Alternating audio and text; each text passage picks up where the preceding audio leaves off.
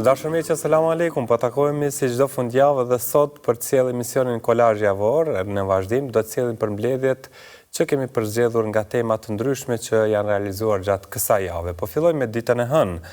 Në emisionin e drejt për drejt, ky është i dërguari im, Hoxha Enis Rama, hapi komunikimin me shikuesit përmes telefonatave dhe mesazheve. Shumë pyetje u parashtruan gjatë këtij emisioni, të cilat i trajtoi Hoxha. Në anën tjetër, të zgjedhësh profesionin e duhur do të thotë të gjesh një rrugë që përputhet me aftësitë, pasionin dhe përgjegjësinë ndaj vetes dhe të tjerëve. Kjo ishte tema që shtjelloi Hoxha Osman Bekteshi në emisionin e radhës Shqetësime rinore.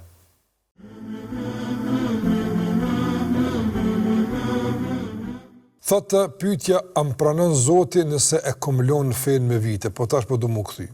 Padyshim se përgjigjja është po.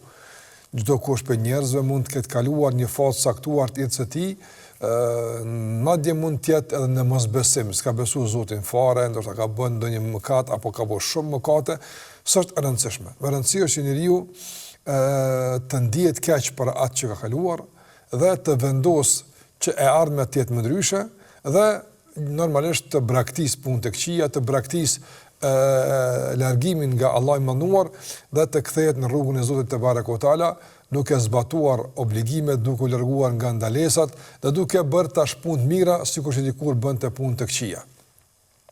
Ai që pendohet e kthehet tek Allah i manduar nuk do të thotë se është i pagabueshëm, ai mund të ndodhë që do gabon përsëri, por e rëndësishme është që ta mban veten të orientuar ka Allah i manduar, të kujdeset për obligimet, të kujdeset për ndalesat, largohet nga to dhe në momentin që ndodh një gabim në afekt apo i ndodh një mëkat, të pendohet tek Allah më një herë dhe të vazhdon përsëri rrugtimin. Të nderuar, edhe më edhe të arë Zoti me mua, a më don Zoti, nuk bën me leju që deri në këtë nivel, domethënë shejtani me na mbjell një lloj pesimizmi, rezerve karshi Zotit ton, nuk bën kështu. Zoti na dën, por a dën ti Zotin? A dën ti fenë e Zotit? A dën ti adhurimin ndaj Allahut? A dën ti një punë që dën Zoti dhe e urren ti një punë që urren Zoti? Ç'ka është pyetja që më bëu? Nëse kjo na përket neve. Nëse ti i mirë me Zotin, ka me ko Zoti shumë më mirë me ty. Kjo është e dishme. Nëse ti e dën Allahun ç'është duhet, jo vetë dashniu e do Allahun, jo, dashni të dëshmuar. Allahu ka më dashur edhe më shumë. Mirë, po një zhgënim njët, një telashe, u luta, s'pon përgjigj Allahu, nërta po këtë Allahu më kalon, këtu e në kejtë qytje djallëzore, kejtë qytje shritanit. Allahu te barekuhu teala, nëse të vjen ndonjë sprov, edhe Allahu të frymëzon, të udhëzon që me lutë Allahun, Allahu dën. Nga një na për shembull i rritim pritshmëritë. Na kanë për shembull kemi qef që me qenë këtë mirë, tu se jetojmë xhenet jo në dunjë. E pasaj si munges e kuptimit të dur të dunjas, si pasoj e prishmërive të ngritura lartë, zhgënjemi, e thëmë, s'po më shkon kërgjë mirë. Jo, po shkon, se është njëtë ki, po në është të sprovur ka një smunje. Ki edhe familje, do të me shiku pëse s'po shkon puna familje mirë, pëse s'po shkon puna mirë.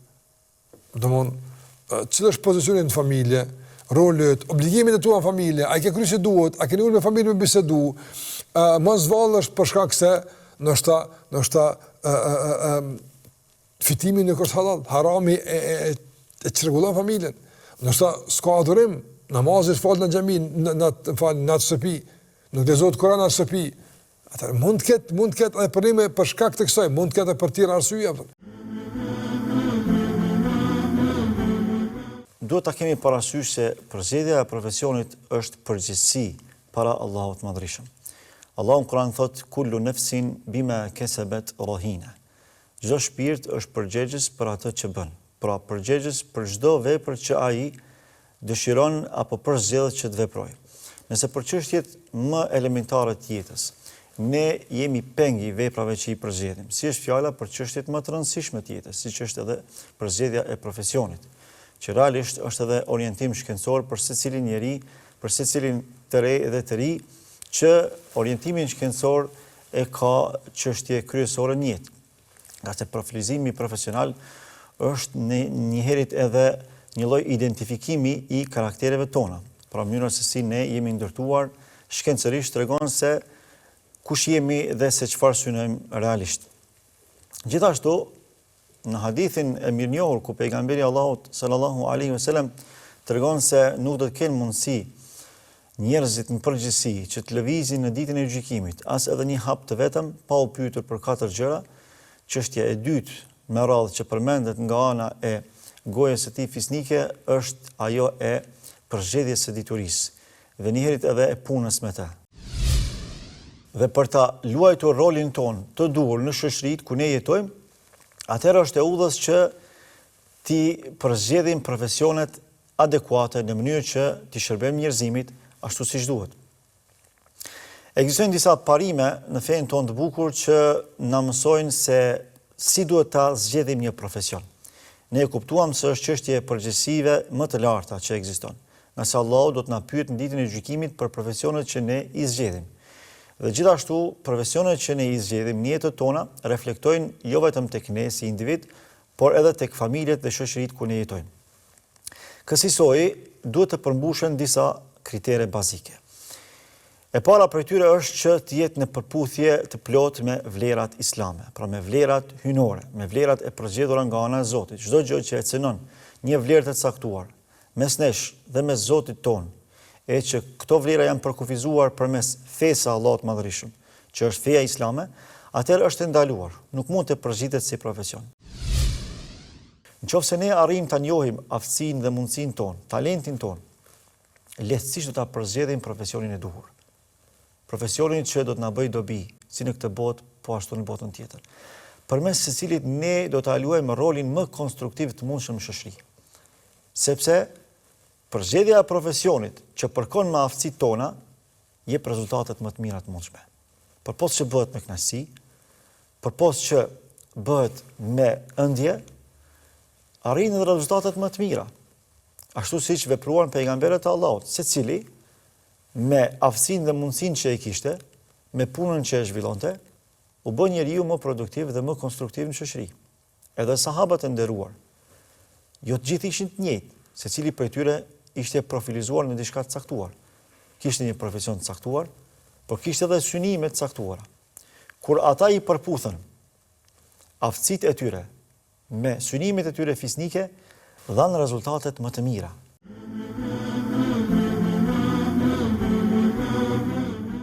Kurani ndalon sjelljet që prishin rendin dhe shoqërinë dhe që dëmtojnë njeriu, si gënjeshtra, padrejtësia dhe mashtrimi, duke i dhënë udhë njeriu të jetojë me dinjitet dhe përgjegjësi. Për ndalesat në Islam ka folur Hoxha Nezgoga në emisionin Besimi dhe Etika në Kur'an. Po ashtu, Kurani tregon qartë ndalesën për alkoolin, sepse ai largon njerëzit nga mendja e shëndosh, falja dhe përkujtimi i Allahut dhe i shtyn drejt armiqësisë e mëkateve. Për këtë temë foli Hoxha Ahmed Kalaja gjatë emisionit Pyetjet në Kur'an.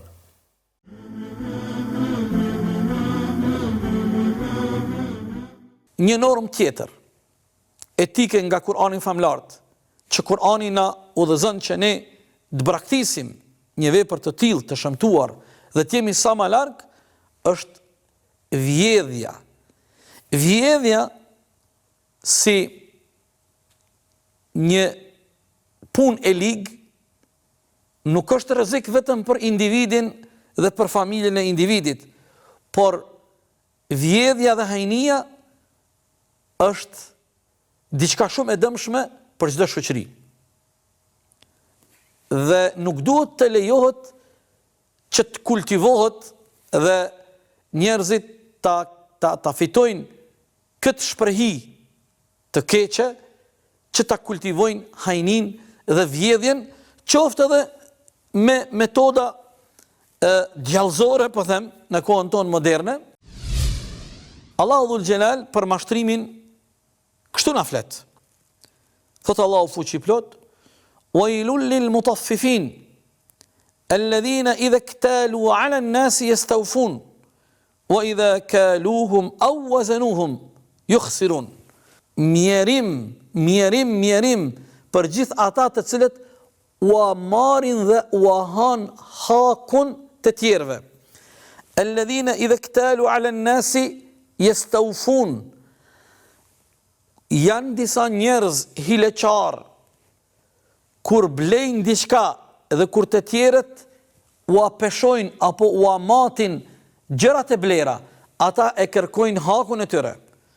Por kur të tjerëve ju ofrojnë shërbime të ngjajshme, u ahajnë hakun. Qoftë kur peshojnë, qoftë kur matin, qoftë kur prejnë, i dëmtojnë.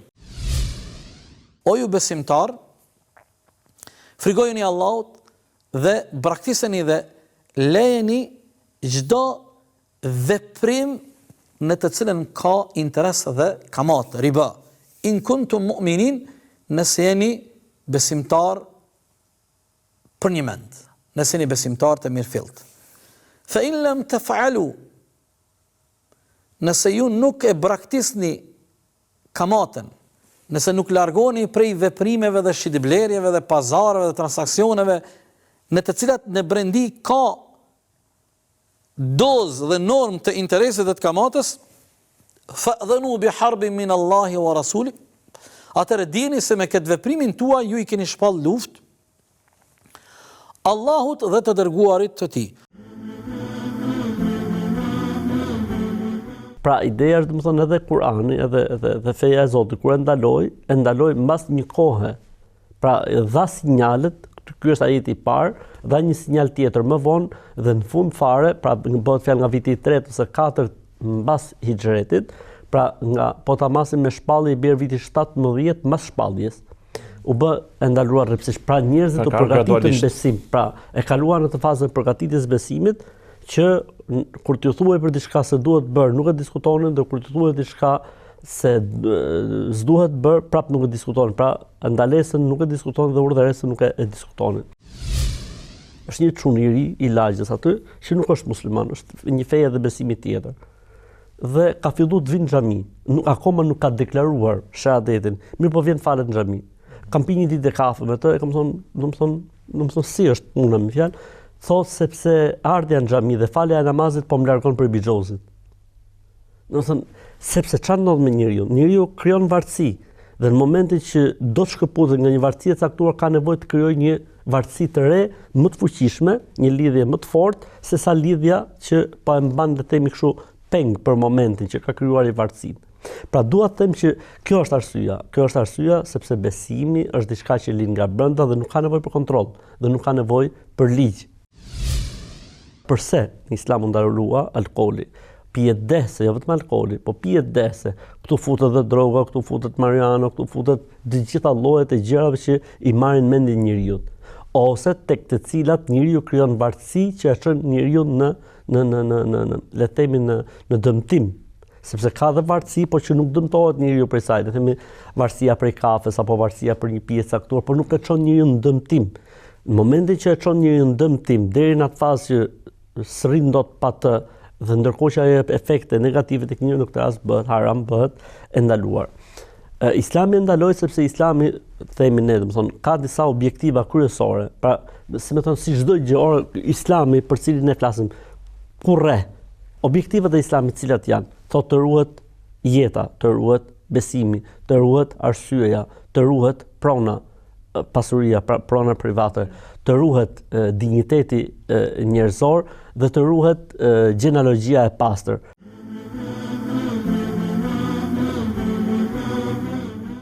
Kur mjekësia bashkohet me bamirësinë, lind një shërbim që prek jo vetëm trupin, por edhe shpirtin e njerëzit. Dhe i ftuar i radhës në emisionin Këndvështrim është shembull i gjallë i kësaj qasjeje. Në këtë emision ishte i ftuar doktor Visar Xhaferi. Në anën tjetër, të merresh me vetveten do të thotë të kujdesesh për zemrën dhe veprat e tua, duke u përpjekur çdo ditë të jesh më afër Allahut dhe më i sinqert me veten. Këtë temë sollëm me hoxhën Fitim Gërguri në emisionin Kështu ishin të parët tanë.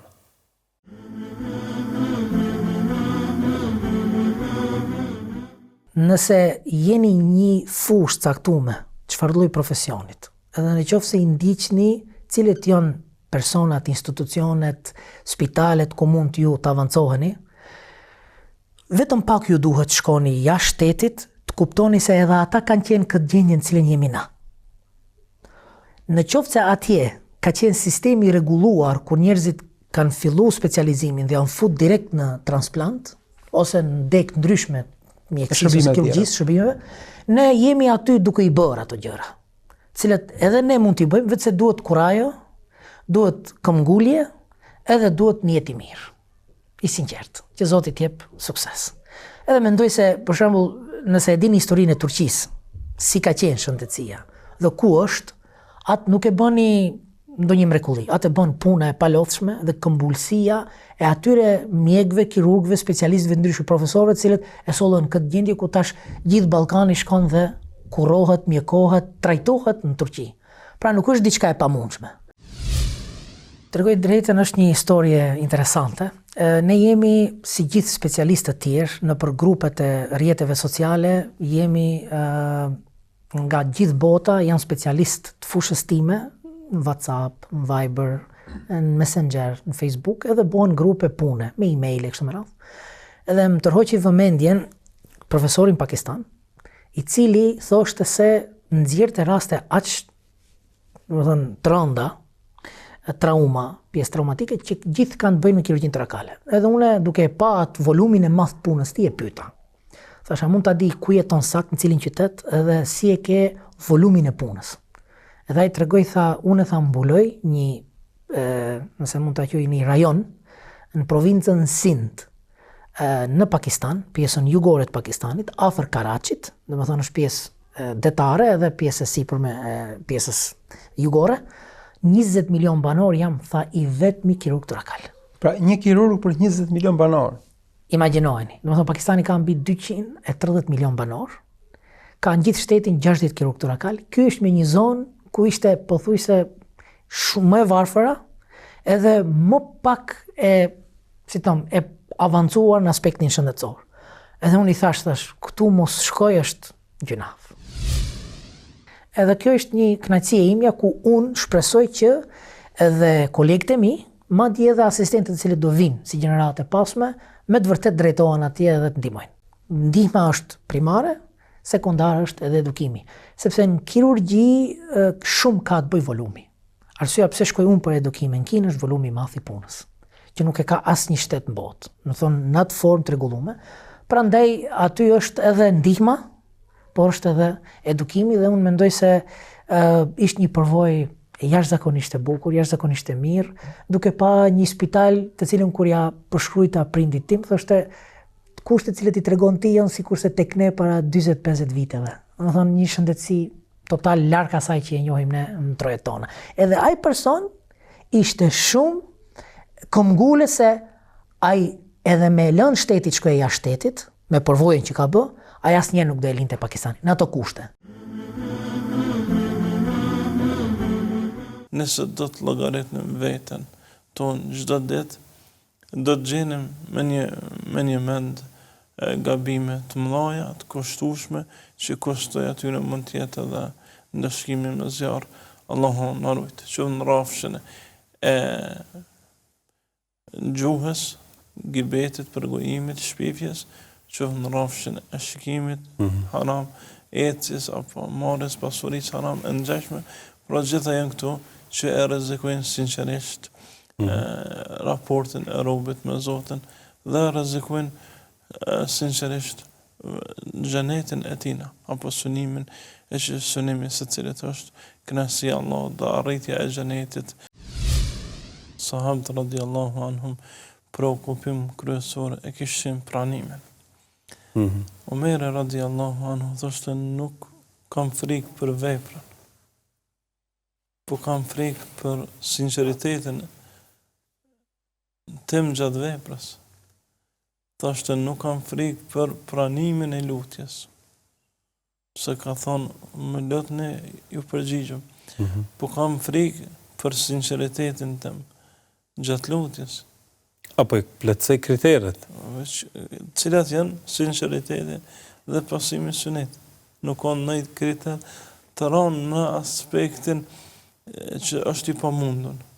Por fatkeqësisht shumica neve nuk e kemi marrë siç duhet këtë adhurim. Prej atyre që kemi lexuar shumë është rasti Abu Bakrit dhe Omerit, të cilët kur bënin ndonjë vepër, kërkonin prej Allahut të mos ta di askush. Omerin Pra të lutemi o Zot, mos ta kuptoj kush këtë vepër. Këtë vepër. Biri ti tregon, thotë kam dëgju babain tim Omerin radhiyallahu anhu, duke thonë o Zot, këtë vepër mos ta di askush përveç teje. Mos të qitë njerëz, për veprat mira. Ishin të kujdesshëm Allahu bejar. Brengoseshin shumë, nuk donin të merrnin famë për adhurimin që bënin ndaj Allahut. Nuk donin që njerëz ta dinë gjendjen e tyre me Zotin. Pra mjafton të fama hyjnore, pra të krijuesit. Se ishte e qartë ata tek ta përkon me pranën. Ndaj nuk kishin, as nuk ju shkonte mendja fare që të merren pojina në aspektin e dunjos për shkak të adhurimit që bënin. Asëse.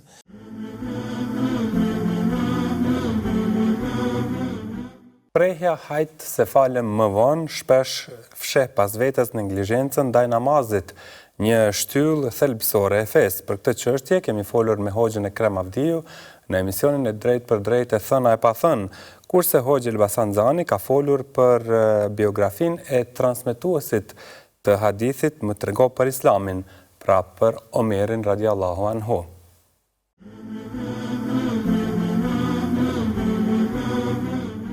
Nuk ka diçka të cilës Kurani i jep rëndësi më të madhe, të cilën Kurani e nënvizon për shkak të seriozitetit që ka se sa namazin. Me vjetra, ndoshta qindëshin e mrin ose e të i kalon, për atë arsye po them me vjetra urdhra të drejt për drejt, plus edhe vjetra sqarime tjera për peshën edhe refleksionet e namazit. Andaj ekziston një debat që nuk është i panjoftun, pavarësisht qasjes të ndryshme. Nga njerë dikush ka qasje pak më fleksibile, dikush ka më strikte, më rigoroze, po nuk është i panjoftun debati, ka dhe bazë dorën zemër, që aji cili nuk falet, është musliman, as është musliman, a mund tjetë musliman, apo jo. Pra, neglizhencën ndaj namazit, derisa ekziston ky debat në këtë nivel e kanë çuar dietarët. Kjo tregon që namazi është skajshmërisht i rëndësishëm. Kështu që nëse thot do të më u fal edhe e pranon se do të më u fal, atëherë pse s'po falesh? Po hajt se ka kohë, sahi, edhe ne e pranova, thash, edhe ne mund të ishim çështo duke thonë hajt se ka kohë, për shkak se ka ndonjë pengesë të cilën akoma nuk e kemi evitu. Mirë po, tash në këtë rast, atyne që thojnë hajtë se falem më vonë, na ju kemi bargjë me i bindë se hajde vlla nisja filla bashkë me neve dhe e sheh, kur tash kalujmë të jetima që e përmenda në fillim, me pa namazin prej jashtë, edhe me përjetu për i mbranda, është një dalim jashtë zakonisht i madh. Nuk muj me ta përshkru, dush me e provu, dush me e shiju.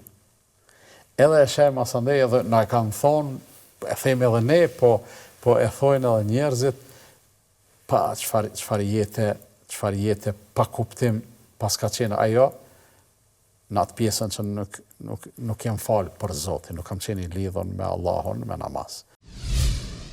Edhe ti thash prej fillimit kohës drekës, deri në përfundim të kohës drekës, në atë hapësirën prej 3 ore gjysmëve, për shembull, kur dush me u falë, kur do që të falësh namazin e ki në rregull. Edhe i kindim prej se të hynë, deri në kohët akşamit, juridikisht namazin e ki në rregull. E ki valid, mos them në rregull.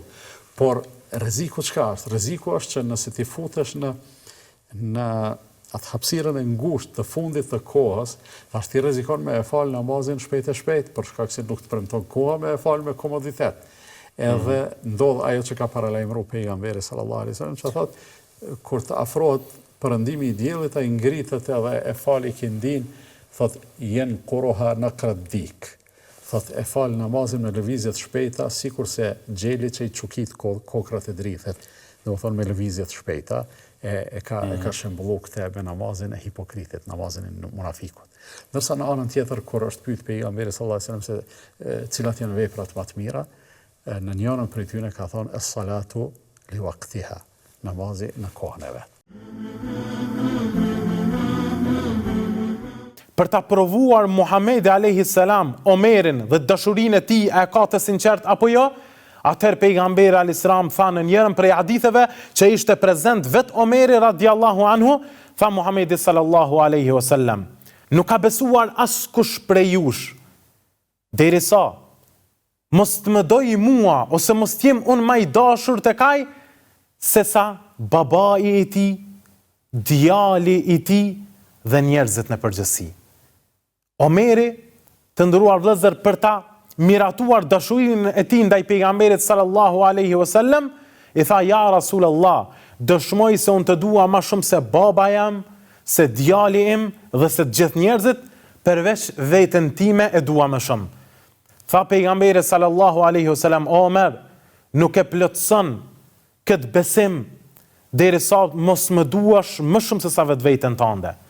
Tha Omeri: wallahi tash dua më shumë se veten time dhe se gjithë familjen time. Omeri ishte njëri prej njerëzve që mas shumti i nxiti sahabët që ta zgjedhnin për prist e muslimanëve pas Muhamedit sallallahu alaihi wasallam, Ebu Bekrin. Për këtë arsye, i parë që ja zgjati dorën dhe e besatoi në qeverisjen e re të muslimanëve dhe të islamit, Ebu Bekrin, ishte Omeri radiallahu anhu, ku e zgjati dorën dhe i tha: tash unë besatohem që do të ndjeku ty si kryetar i muslimanëve. Dhe ishte krahu i djathtë i Ebu Bekrit, siç ishte edhe për vetë pejgamberin sallallahu alaihi wasallam. E përkrahu atë në mendimet e tij, e përkrahu në të gjitha luftrat që i zhvillonin sahabët me urdhën e Ebu Bekrit tashmë si kryetari i muslimanëve. Dhe të nderuar vëllezër, pasi që u sëmur Ebu Bekri, ai e la si një lloj amaneti, si një lloj testamenti, që kryetar të muslimanëve pas vdekjes së Ebu Bekrit ta lënë Omerin radiallahu anhu. Omeri radiallahu anhu ishte prej fukahave më të mëdhenj të sahabëve dhe e donte diturinë, dhe gjithashtu i nxiste të tjerë të marrin dituri.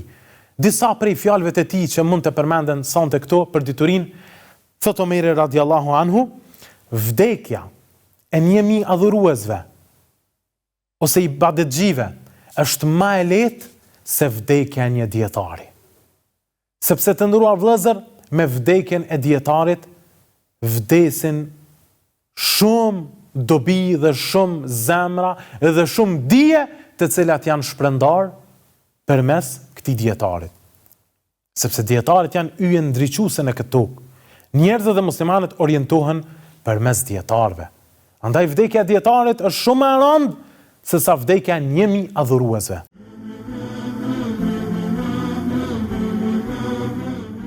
Zemrimi është i shpejt, por paqja kërkon durim, dhe paqja e vërtet në shoqëri nis kur secili mëson të përmbajë veten dhe të zgjedh butësinë.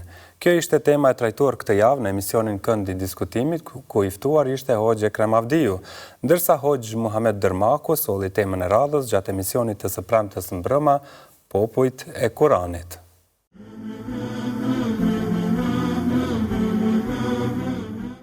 Nëse ndalemi të përkushtimi në fe, nuk mund të ndodhë pa sabër. Nëse kalojmë të vetë përmbajtja prej gjanave të ndalume, nuk arrihet pa sabër.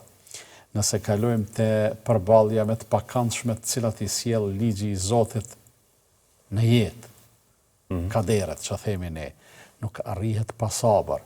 Nëse kemi të bëjmë me një komunikim të mirëfillt mes njerëzve, madje edhe mes më të afërmëve, më të dashurve ndërmjet vete, edhe kjo nuk arrihet pa sabër. Dhe pikërisht për shkak të kësaj, Allah i madhruar ka thonë: innema yuwaffas sabiruna ajrahum bighayri hisab, vetëm durimtarve Allah i madhruar ka më ia dhënë shpërblimin e tyre pa llogari, pa mas.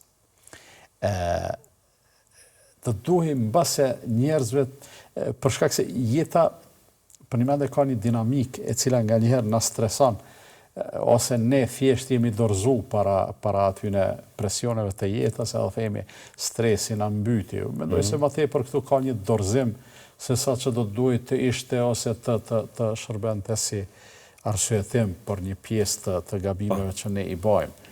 Jeta është bërë shumë dinamike, por gjeneratat para neve kanë jetu shumë më vështirë se ne.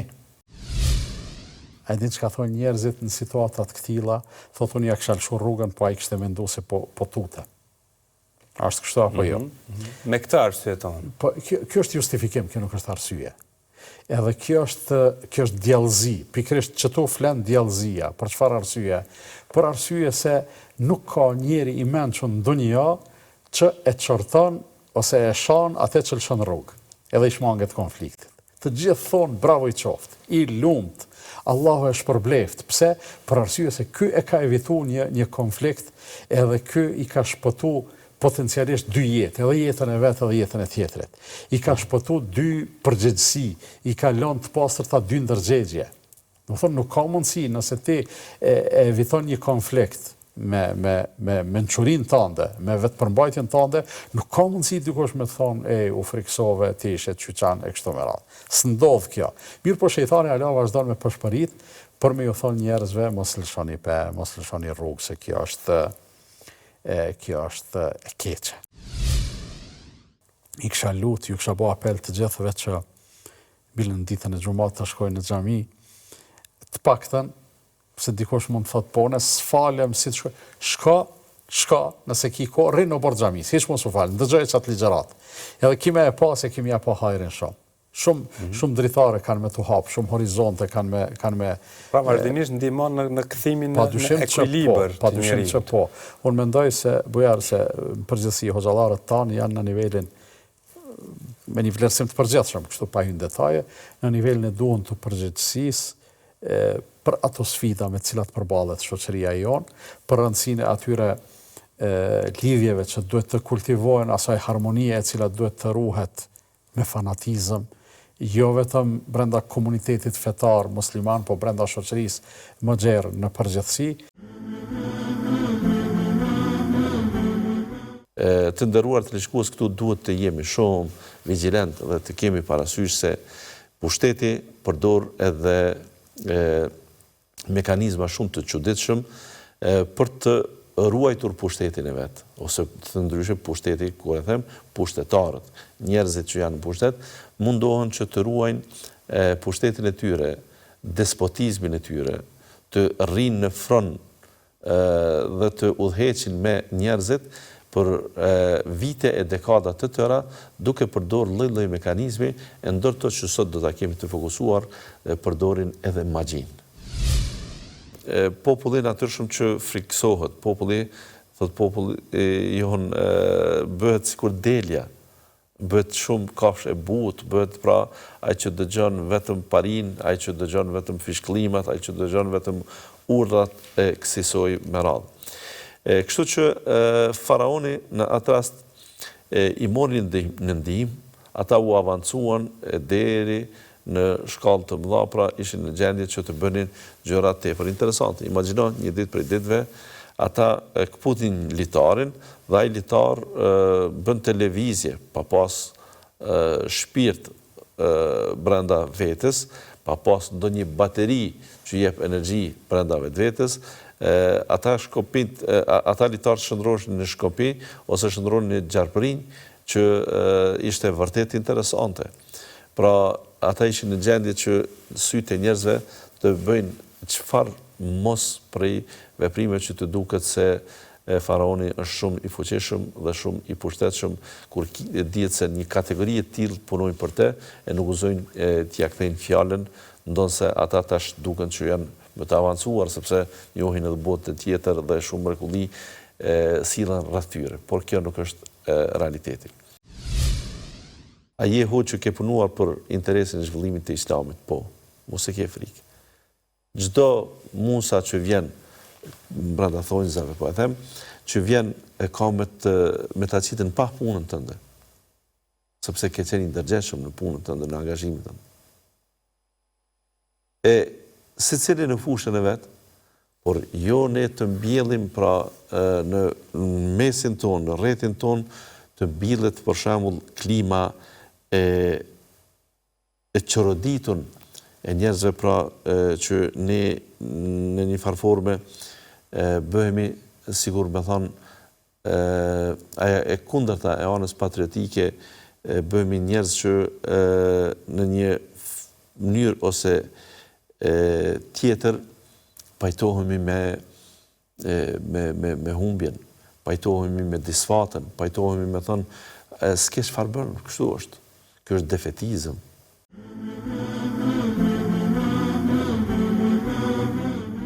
Davudi dhe Sulejmani a.s. ishin një shembull se si pushteti mund të jetë në shërbim të profecisë kur udhëheqja bëhet me drejtësi, devotshmëri dhe udhëzim hyjnor. Për këtë temë u fol në emisionin Në shtëpinë e profetëve me Hoxhën Ferit Piku. Ndërsa një shoqëri që humb ndjenjat e solidaritetit dhe empatisë shndrohet në një hapësirë të ftohtë ku njerëzit jeton pranë njëri tjetrit, por jo me njëri tjetrin, ndërsa feja na kujton se zemrat e lidhura janë themeli i një jete të drejtë dhe njerëzore. Për këtë temë foli Hoxh Bleri Musliu.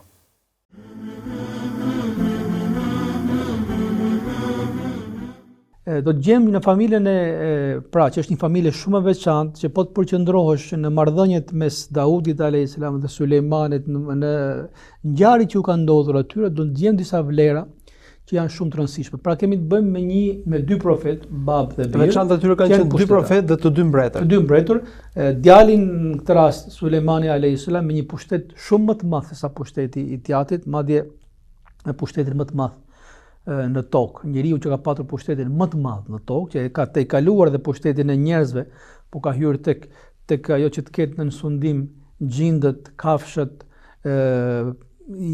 errat, shirat, ka qenë Sulejmani a.s. Prandaj edhe duaja që ai ka bërë që m'jep një pushtet që s'ia ka dhënë askujt për njerëzve, është një dua që është respektuar dhe është lënë ekskluzive Sulejmanit a.s. Edhe sipas këtij ajeti kuranor, ajo që është e veçantë dhe që peshon shumë në peshorën e Zotit është dituria, është informacioni. Por dituria që ka përmendur Kurani famlar nuk është dituri e thatë, nuk është dituri shifrash dhe thjesht informacione, dhe pse këto janë shumë të rëndësishme për të ngritur, po themi, piramidën e diturisë, është dituria e cila e afron njeriu me Zotin. E bën njeriu që të kuptojë realitetin e botës ku jeton, realitetin e asaj që e pret. Është dituria që për të cilës dalin vlera, dituria që prodhon vlera. Prandaj dituria e profetëve është dituria më e lartë. Dituria e cila e çon njeriu në besim, në atë që themi frikën e Zotit. Pse Zoti i ka dalluar dietarët, thotë inna ma yakhshallaha min ibadihi al-ulama. Ata që kanë frikën dhe respektin, ndrohen më të madh ndaj Zotit janë dietarët, të diturit, nuk janë thjesht ata që kanë informacion. Në jetën tonë mund të kemi shumë gjëra që na kënaqin, po them na bëjnë të ndihemi të plotësuar, që është pasuria, është pushteti. Mirë, po duhet të jemi të vetëdijshëm edhe prindërit, edhe fëmijët, edhe familjarët, që pasuria më e madhe që Zoti i jep një familje është besimi. Prandaj njeriu s'duhet t'ia ndaj asnjëherë falënderimit të kësaj. Nëse ka gjë tjetër që njeriu mund të falenderojë, edhe thotë e kam kryer falënderimin, ndaj besimit nuk ka kufi në falënderim. Thuhet që Zoti i kishte dhënë shumë, patjetër që jemi po flasim për Daudin a.s. I kishte dhënë Zoti shumë pasuri dhe thotë o Zot, si mund të falenderoj unë ty? I thotë thuaj elhamdulillah, falenderoj Zotin, falënderimin takon Zotit. Po thotë të thonë gjithë njerëzit tjerë. Po kjo thotë është më e mira. Pastaj thotë si mund të jem unë falëndërues ndaj teje, ku vetë fjala elhamdulillah, ku vetë falënderimi është dhuratë prej teje, se ka njerëz që kanë shumë të mira, jashtëzakonisht të mira. Po s'u shkon as në mendje, as nuk i vjen për zemër të falënderojnë. Baza e njeriut është khalaqnakum min dhakarin wa untha, ju kemi krijuar nga një çift, nga një burrë dhe nga një gru. Wa ja'alnakum shu'uban wa qabail, dhe pastaj ju kemi krijuar në popull e fise, ju kemi krijuar në grupe, u kemi mundsuar pra të jetoni dhe të organizoni jetën në këto saza. Allahu xhaleshanu thot li ta'arafu, që të njihni mes veti. Pra e tërë kjo nuk është bërë që njeriu të shmanget nga të tjerët, të mos ketë ndikim nga të tjerët, të mos nikohet nga të tjerët, por që ai të jetë pjesë e pandashme e një shoqërie, duke filluar nga një familje e pastaj edhe një shoqërie ku domosdoshmërisht ai do të jetë i varur dhe do të jetë i lidhur me atë shoqëri. Dhe ndjenjat të cilat duhet të jap dhe reagimet të cilat duhet të reagoj duhet të jenë në përputhje me ato që ndodh në shoqëri. pejgamberi alayhis salatu wassalam e nxiton namazin e tij, e ngut namazin e tij, apo qëndrimin e tij para Zotit, po themi e ndërpret kënaqësinë e tij, ndjenjen e përjetimit të tij që të mos bëhet shkaktar i prishjes së themi gjendjes emocionale dhe kujdesit për gjendjen emocionale të një gruaje e cila mund mos jetë mirë, të një fëmije i cili po qan, e pastaj që kjo mund të ketë reagim pastaj edhe tek besimtarët të tjerë, ata mund ose të ndjen keq ose të shqetësohen e kështu me radhë. Ku mund ta gjesh këtë kujdes kur po flasim për pejgamberin, sa po flasim për figurën më të madhe që ka njohur ndonjëherë bota. Kur njeriu e sheh veten të shkputur nga mësimet e Zotit. Andaj, kur ti e sheh veten të shkputur nga mësimet e Zotit, tek e fundit pse duhet ti buzëqesh dikujt? Kur ti nuk e llogarit buzëqeshën shpërblim. Secili prej neve ka dertet e tij, galet e tij, brangat e tij, apo por kush është ajo që neve na bën të dalim mbi këto? Është shpërblimi i Zotit, sepse Zoti na ka treguar se edhe buzëqeshën e shpërblen. Po, kush është secili prej neve ka brangat e galet e dertet e tij, por kush është ajo që mund mban me harru të gjitha këto dhe më u marr me ty, me ta lecu një brang, me ta ndihmu, me kanë afër teje kur ti ke nevojë, është shpërblimi i Zotit. Sepse Zoti premton shpërblim për këtë punë. Andaj lidhshmëria jon e veprimeve tona me Zotin, në këtë rast, me premtimet e Zotit, me shpërblimet të cilat Zoti i ka premtuar, padyshim se e ndron komplet sistemin e jetës. E ndron komplet sistemin e jetës dhe njeriu e nxit edhe të buzëqesh, sepse është sadaka. E nxit edhe të jetë afër kur ti ke nevojë, sepse pejgamberi sa na ka treguar se Allahu është në ndihmën e robit kur robi është në ndihmën e vllaut të tij.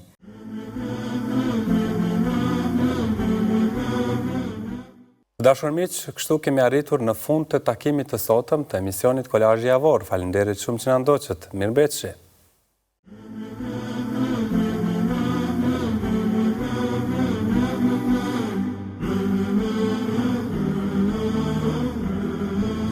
No, no, no, no.